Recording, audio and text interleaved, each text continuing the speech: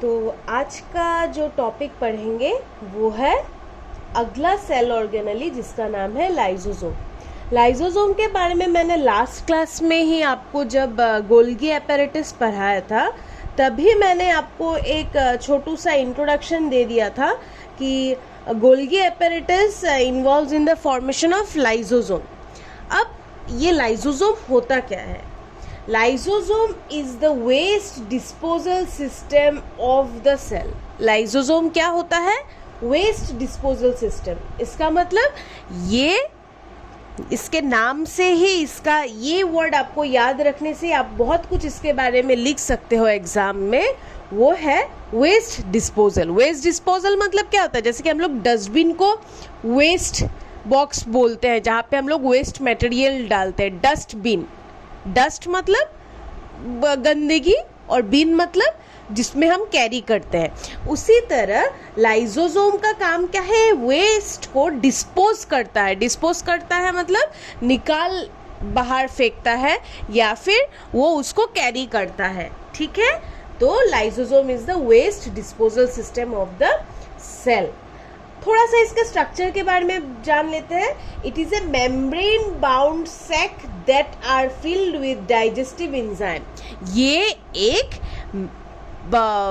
Sac मतलब bag like structure है। ये एक बैग है जिसमें डाइजेस्टिव एंजाइम भरे हुए होते हैं। क्या एंजाइम भरे हुए होते हैं? Digestive enzyme. और ये डाइजेस्टिव एंजाइम ही आपके वेस्ट को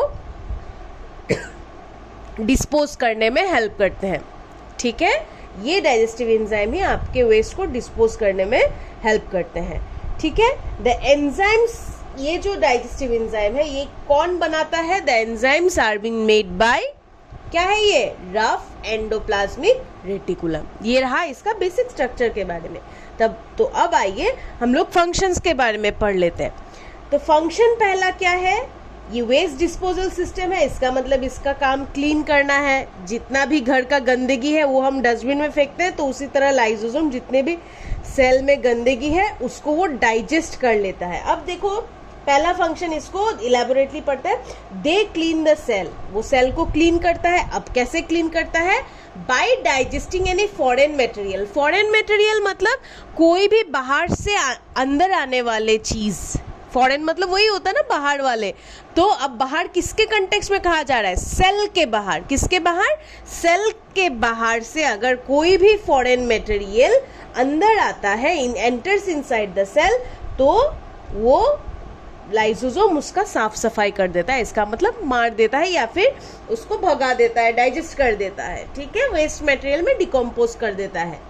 अब दूसरा, they digest the worn out and old cell organelle. Suppose मान लो आपके सेल को चोट लगी है, your cell is being injured, तो उसमें कुछ एक पार्ट आपका डेड हो गया या फिर खराब हो गया या फिर इंज्योर्ड हो गया, तो लाइसोसोम क्या करेगा? उस पार्ट को डाइजेस्ट कर लेगा ताकि नया से वो सेल ऑर्गेनली फिर से बढ़ सके।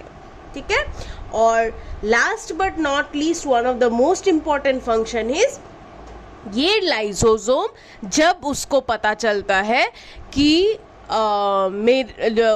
वो जिस सेल के अंदर है वो सेल अब कुछ भी काम का नहीं रहा या फिर उसमें ज़्यादातर ऑर्गेनलीज खराब हो गए हैं, अब वो डैमेज हो गया है, वो कुछ भी कंट्रीब्यूट नहीं कर पा रहा है, तब वो लाइसोसोम क्या करेगा? अपना डाइजेस्टिव एंजाइम उस तरीके से रिलीज करेगा ताकि वो उस सेल को ही मार डाले। जिस सेल में वो प्रेजेंट था ना, जिस सेल का वो ऑर्गेनली था, उस सेल को ही वो गटक लेता है।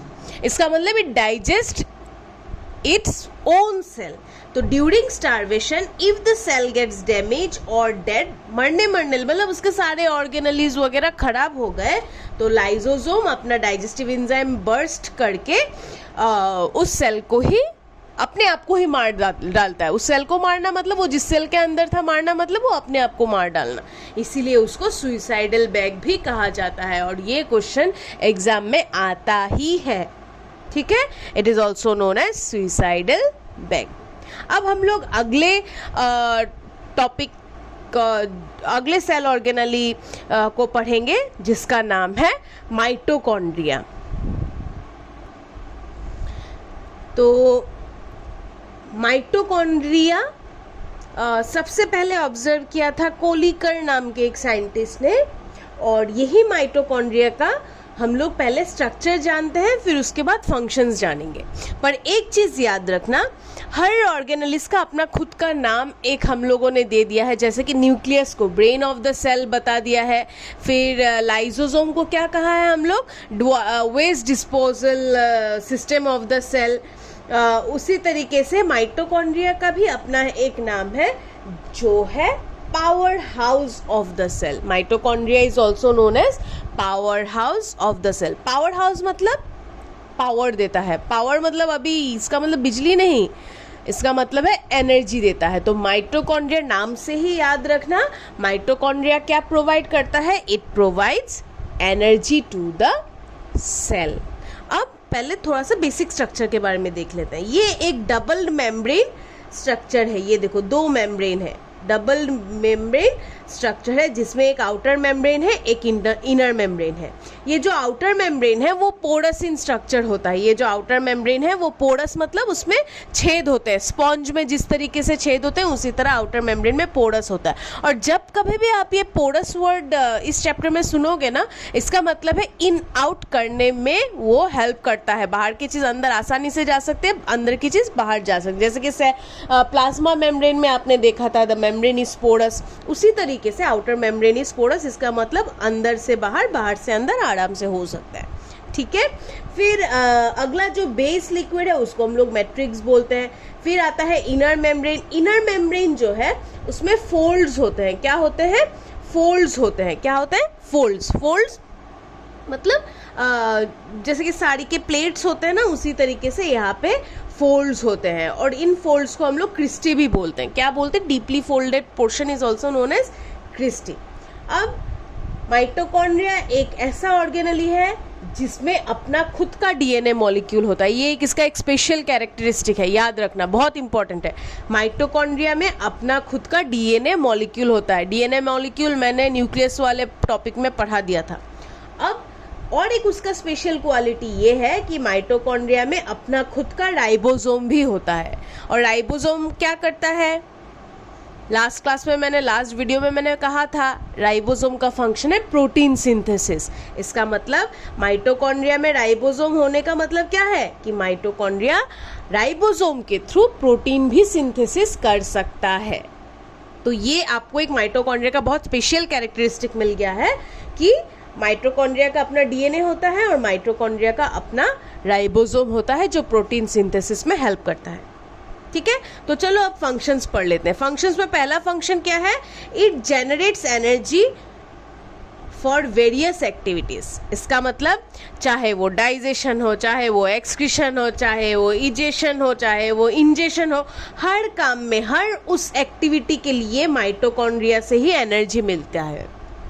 ठीक है, तो एनर्जी कौन देता है, माइटोकॉन्ड्रिया जनरेट करता है। अब माइटोकॉन्ड्रिया एनर्जी को जनरेट करता कैसे है, यही माइटोकॉन्ड्रिया एनर्जी रिलीज करते हैं जो सेल को ज़रूरत होता है, और वो किस फॉर्म में रहता है, एक ऑर्गेनिक मॉलिक्यूल के फॉर्म में रहता है जिसका नाम है एटीपी।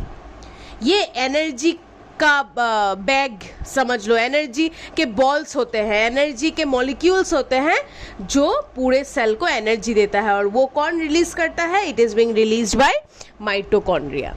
ठीक है, और ये एटीपी का फुल फॉर्म है एडिनोसिन ट्राइफॉस्फेट। इसका फुल फॉर्म क्या है, एडिनोसिन ट्राइफॉस्फेट। और इसी एटीपी को हम लोग करेंसी ऑफ द सेल भी, energy currency of the cell भी बोलते हैं, जो एनर्जी देता है। ATP is the ball of cell. ठीक है, अब लास्ट बट नॉट लीस्ट जो कैरेक्टरिस्टिक जो मैंने फंक्शन पहले ही बता दिया था कि माइटोकॉन्ड्रिया के स्ट्रेंज ऑर्गेनलीज है जो बाकी उसमें नहीं होता है, वो है एक उसका खुद का डीएनए और अपना खुद का राइबोसोम। ठीक है, और इससे पता चलता है कि माइटोकॉन्ड्रिया भी अपना प्रोटीन खुद बना सकता है by the help of ribosome. तो ये रहा बहुत इम्पॉर्टेंट दो आपके सेल ऑर्गेनलीज जो एग्जाम में आते हैं। ठीक है, अब आप लोगों का इस वीक का होमवर्क ये है कि मैंने सारे सेल ऑर्गेनेलीज आपके साथ डिस्कस कर लिए हैं, पर मैंने 2 ऑर्गेनेलीज अब तक डिस्कस नहीं किया है, जिसके बारे में आप लोगों को क्लास 8 में भी मिल चुका है ऑलरेडी। तो एक है प्लास्टिड, जो सिर्फ प्लांट सेल में मिलता है, ठीक है, और दूसरा है वैक्यूल्स। वैक्यूल्स का भी आप लोगों को क्लास 8 में मिला था कि प्लांट के वैक्यूल्स बहुत बड़े होते हैं और एनिमल सेल के वैक्यूल्स बहुत छोटे होते हैं। फिर वैक्यूल्स का मेन काम होता है स्टोरेज ऑफ फूड। तो ये दोनों सेल ऑर्गेनेली के बारे में आपको इलेबोरेटली डिस्क्राइब करके अगले क्लास तक मुझे ये होमवर्क सबमिट करना है। ये दोनों सेल ऑर्गेनेलीज सबसे इजी वाले पार्ट में आते हैं, जिसको आप लोगों को करके मुझे देना है। क्लियर? ग्रुप में ही भेजना है, पर्सनली नहीं भेजने से भी चलेगा। ठीक है, चलो।